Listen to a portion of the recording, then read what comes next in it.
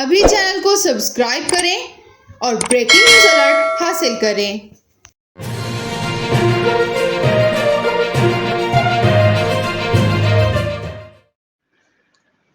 Supreme court of Pakistan نے پاکستان تحریک انصاف کو H9 اور G9 کے درمیان گراؤنڈ میں جلسہ گاہ فراہم کرنے کا حکم دے دیا۔ اس کے علاوہ سپریم کورٹ نے گرفتار وکلاء کی رہائی کا بھی حکم دے دیا اور حکومت کو پی ٹی آئی کے کارکنان اور قائدین کی گرفتاری سے روک دیا۔